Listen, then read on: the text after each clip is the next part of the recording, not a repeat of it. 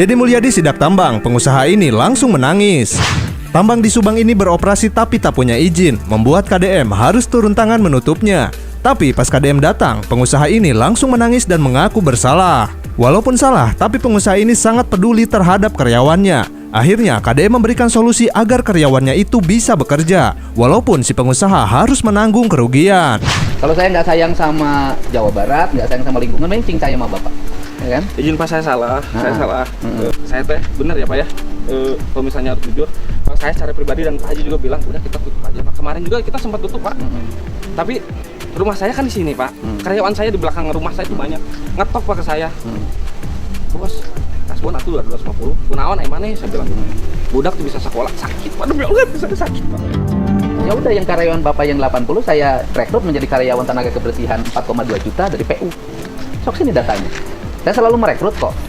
Kan di sini masih butuh tenaga kebersihan 4,2 juta gajinya yang ngurusin jalan-jalan provinsi. You don't like me? Good. That's a you problem, not mine. Duh, gimana? Ngeri banget kan?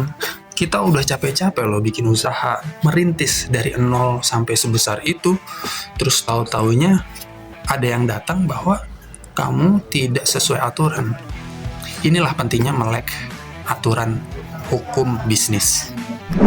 Buat kamu yang masih belum percaya tentang bisnis itu harus sesuai aturan, yang aturan itu tentu ada yang tertulis maupun tidak tertulis.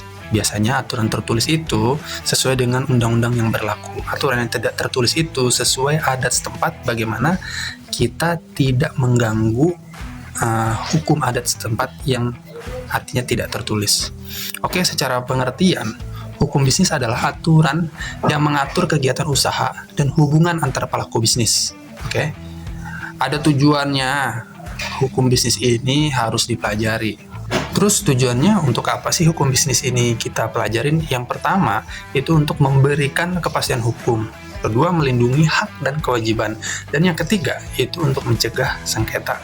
Kalau soal contoh, sebetulnya video di awal tadi sudah memberikan contoh yang sangat komprehensif ya. Tapi ini contoh lain. Misalkan soal kerjasama antar dua perusahaan.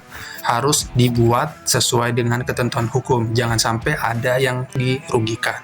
Artinya harus dibuat perjanjian di atas hitam dan putih. Oke?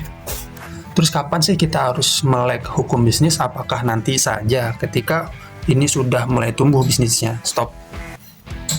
Kamu harus mulai dari awal. Itu karena kedepannya kamu akan bingung bagaimana cara pembagian hasil ketika bisnis ini semakin besar. Kemudian bagaimana kepemilikan bisnis itu? Apakah dimiliki oleh yang punya tempat, yang memberikan sumbangsih lebih besar modalnya terhadap bisnis, atau seperti apa. Nah, itu semua harus diatur sejak awal dan di atas hitam putih. Artinya perjanjian hukum bisnis. Jadi itu aja tentang hukum bisnis pada pertemuan ini. Semoga ini bisa memicu kamu untuk lebih hati-hati, waspada, dan taat hukum. Jangan sampai bisnis yang udah kamu bangun dari kecil sampai besar malah melakukan kesalahan dan merugikan banyak pihak, terutama diri kamu sendiri. Oke, see you.